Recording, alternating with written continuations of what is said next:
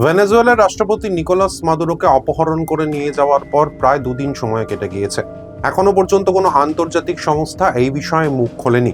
EU মিনমিন করে প্রতিবাদ জানালেও তারা জানিয়েছে যে নিকোলাস মাদুরোর কোনো লেজিটিমেসি ছিল না। ইউএন তো এই বিষয়ে একেবারে মুখে কুলু পেটে রেখেছে।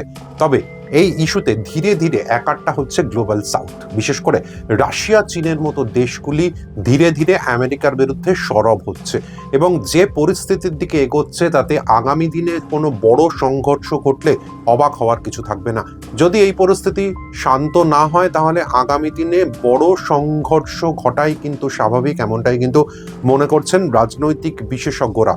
কি বলেছে রাশিয়া, চীন এবং আমেরিকাই বা এই বিষয়ে কি প্রতিক্রিয়া জানিয়েছে সেই নিয়েই আজকের আলোচনা। নমস্কার, আপনারা দেখছেন কথার কথা, আপনাদের সঙ্গে রয়েছি আমি অনুপ।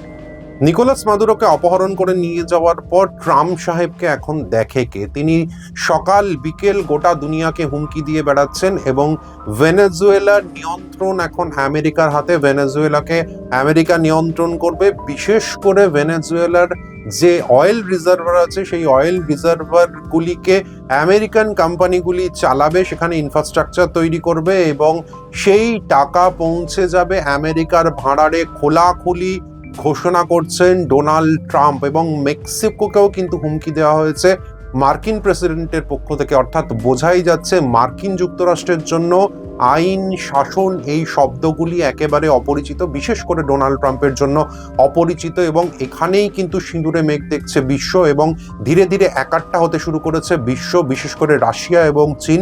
রাশিয়া এই ইস্যুতে কিন্তু সরাসরি ভেনেজুয়েলার পাশে রয়েছে, এমনটা তারা জানিয়ে দিয়েছে এবং রাশিয়ার পক্ষ থেকে স্পষ্ট ইঙ্গিত দেওয়া হয়েছে যে আমেরিকা তারা আন্তর্জাতিক আইনকে বুড়ো আঙুল দেখিয়ে যেভাবে নিকোলাস মাদুরোকে অপহরণ করে নিয়ে এসেছে সেটা রেড লাইন ক্রস করার শামিল এবং আমেরিকা ইতিমধ্যে রেড লাইন ক্রস করেছে। এবং এরপর আমেরিকা যদি কোনো রকম মিস অ্যাডভেঞ্চার করতে যায়, এরকম যদি কোনো মিস অ্যাডভেঞ্চার তারা ভেনেজুয়েলায় করতে যায় তাহলে কিন্তু তাদের দাম দিতে হবে। এবং ভেনেজুয়েলার তেলের ট্যাঙ্কার আটকানো সহ ভেনেজুয়েলার যে নেভাল ব্লকেড দীর্ঘ 3 মাস ধরে করে রেখেছে ইউএসএ, সেই নেভাল ব্লকেড সরানো থেকে শুরু করে অয়েল ট্যাঙ্কার যাতে পৌঁছে যেতে পারে বিশ্বের বিভিন্ন দেশে, সেই বিষয়ে রাশিয়া ভেনেজুয়েলার পাশে রয়েছে, এমনটাই কিন্তু জানানো হয়েছে মস্কোর পক্ষ থেকে। এর পাশাপাশি আরও একটি গুরুত্বপূর্ণ বিষয়, নিকোলাস মাদুরো তিনি অপহৃত হওয়ার পর ভেনেজুয়েলার উপরাষ্ট্রপতি ডেলসি রড্রিগেজ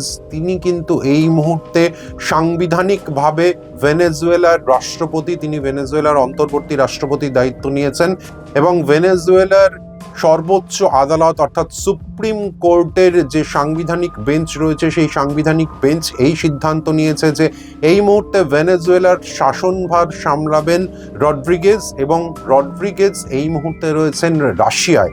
এবং যখন ভেনেজুয়েলায় আক্রমণ হয়, ভেনেজুয়েলায় যখন মার্কিন ডেল্টা ফোর্স নামে এবং যখন নিকোলাস মাদুরোকে তুলে নিয়ে যাওয়া হয় তখনই কিন্তু রড্রিগেজ তিনি রাশিয়ার মাটিতে পৌঁছে গিয়েছিলেন এবং রাশিয়ার মাটিতে তিনি এই মুহূর্তে রয়েছেন, এমনটাই কিন্তু রয়টার্স সূত্রে খবর দেওয়া হয়েছে। বিভিন্ন সূত্রে, আরও বেশ কয়েকটি সূত্রে দাবি করা হয়েছে এই মুহূর্তে মস্কোতে রয়েছেন রড্রিগেজ এবং অদূর ভবিষ্যতে তার ভেনেজুয়েলায় ফেরার সম্ভাবনা কম। অর্থাৎ রাশিয়ার মাটি থেকে ভেনেজুয়েলায় সরকার পরিচালনা করতে পারেন রড্রিগেজ, এমনটাই কিন্তু মনে করা হচ্ছে। এবং সেটা যদি হয় সেটা কিন্তু আমেরিকার একদমই পছন্দ হবে না, কারণ আমেরিকা চাইছে রিজিম চেঞ্জ এবং আমেরিকা চাইছে নিকোলাস মাদুরোর দলকে সরিয়ে তাদের পছন্দ মতো কাউকে ক্ষমতায় বসানো, ভেনেজুয়েলার মসনদে বসানো। এই বিষয়ে তাদের প্রথম পছন্দ অবশ্যই মারিয়া করিনা। আমরা জানি মারিয়া করিনা 2025 সালে নোবেল শান্তি পুরস্কার পেয়েছেন তিনি এবং নোবেল শান্তি পুরস্কার পাওয়ার পর সেই পুরস্কার তিনি ডোনাল্ড ট্রাম্পকে ডেডিকেট করেছিলেন। তখনই বোঝা গেছিল ডালমে কুচ কালা হয় এবং এইভাবে নোবেল পুরস্কার বা অন্যান্য আন্তর্জাতিক পুরস্কারকে ওয়েপেনাইজ করা আমেরিকার জন্য নতুন কিছু নয় এবং আমেরিকা এই মুহূর্তে চাইছে মারিয়া করিনা তিনি ভেনেজুয়েলার মসনদে বসুন এবং ভেনেজুয়েলায় যে তেলের ভান্ডার ভান্ডার রয়েছে, যে অপার তেলের ভান্ডার রয়েছে, গোটা পৃথিবীর সবচেয়ে বড় অয়েল রিজার্ভার রয়েছে ভেনেজুয়েলায়, সেই তেলের ভান্ডারের চাবি চলে যাক আমেরিকার হাতে। এবং এখানেই কিন্তু রাশিয়া চীন রুখে দাঁড়িয়েছে। রাশিয়ার পক্ষ থেকে কিন্তু এই বিষয়ে স্পষ্ট হুঁশিয়ারি দেওয়া হয়েছে এবং চীনও কিন্তু পিছিয়ে নেই। আমরা জানি চীনের সঙ্গে ভেনেজুয়েলার সম্পর্ক অত্যন্ত গভীর এবং গোটা বিশ্বে সবচেয়ে বেশি লোন চীন ভেনেজুয়েলাকে দিয়ে রেখেছে এবং এই লোনের পরিমাণ 100 বিলিয়নেরও বেশি।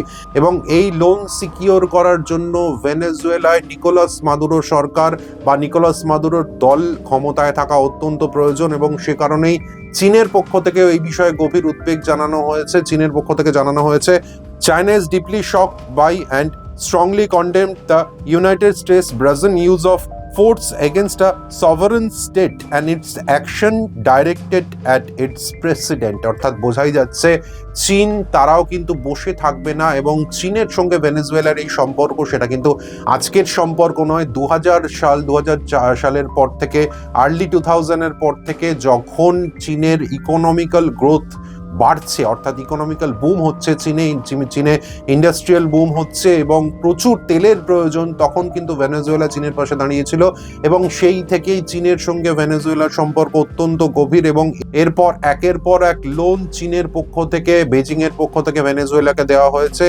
এবং প্রত্যেক বছর সেই লোনের পরিমাণ বেড়েছে এবং সেই লোন বাড়তে বাড়তে 100 বিলিয়নে গিয়ে পৌঁছেছে। এবং এই লোন রিপেমেন্টের জন্য ভেনেজুয়েলায় নিকোলাস মাদুরো সরকার বা চীনপন্থী কোনো সরকার থাকা অত্যন্ত প্রয়োজন। এবং সে কারণেই চীন কিন্তু চুপ করে বসে থাকবে না এবং চীনের পক্ষ থেকে সেই বার্তাও দেওয়া হয়েছে এবং চীনের পক্ষ থেকেও ভেনেজুয়েলার পাশে থাকার বার্তা দেওয়া হয়েছে।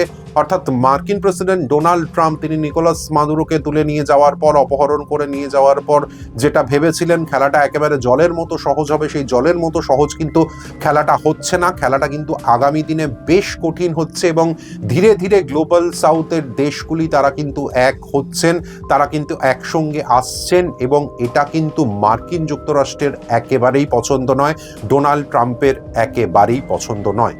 এদিকে মার্কিন যুক্তরাষ্ট্রের মাটিতেও কিন্তু ডোনাল্ড ট্রাম্পের ভূমিকা নিয়ে প্রশ্ন উঠতে শুরু করেছে। সাধারণ মানুষ তারা ক্ষোভ জানাচ্ছেন, রাজনৈতিক বিশেষজ্ঞরা তারা ক্ষোভ জানাচ্ছেন, কংগ্রেসম্যান তারা ডোনাল্ড ট্রাম্পের ভূমিকায় ক্ষোভ জানাচ্ছেন এবং এইভাবে গোটা দুনিয়া জুড়ে স্বৈরাচারী শাসন প্রতিষ্ঠা হবে এবং যে দেশের শক্তি থাকবে সেই দেশ যা ইচ্ছা তাই করবে তাদের প্রতিবেশী কম শক্তিশালী দেশের উপর, এমনটাই কিন্তু জানাচ্ছেন কংগ্রেসম্যানরা, সাধারণ মানুষরা। এবং তারাও কিন্তু ডোনাল্ড ট্রাম্পের ওপর চাপ বাড়াচ্ছেন। তবে ডোনাল্ড ট্রাম্প সেসব চাপ অগ্রাহ্য করে এই মুহূর্তে নিকোলাস মাদুরোকে অপহরণ করার আনন্দে মেতে রয়েছেন। এবং আগামী দিনে আমেরিকার রক্তচক্ষুকে উপেক্ষা করে আর কোন কোন দেশ বলতে সাহস করে যে রাজা তোর কাপড় কোথায়, সেই খবরের দিকে আমাদের নজর থাকবে। তবে আরো একটি গুরুত্বপূর্ণ খবর, যে খবরটি নিয়ে এই মুহূর্তে বিশেষ করে ভারত এবং বাংলাদেশ উত্তাল, সেটি হলো মুস্তাফিজুর রহমানকে কলকাতা নাইট রাইডার্স খেলাবে না এবং সেই নির্দেশই দিয়েছে বিসিসিআই। এবং তারপরই কার্যত জ্বলে উঠেছে বাংলাদেশ। গোটা বাংলাদেশ এই সিদ্ধান্তে, বিসিসিআই এর এই সিদ্ধান্তে ফুঁসছে। ক্রীড়া উপদেষ্টা আসিফ নজরুল তিনি আইসিসিকে একটি চিঠি দেওয়ার কথা জানিয়েছিলেন, বিসিবিকে এই চিঠি দিতে বলা হয়েছিল এবং এই চিঠিতে বিসিবিকে উল্লেখ করতে বলা হয়েছিল যে মুস্তাফিজুর রহমান তিনি যদি আইপিএল না খেলেন তাহলে ভারতের মাটিতে বাংলাদেশ খেলবে না।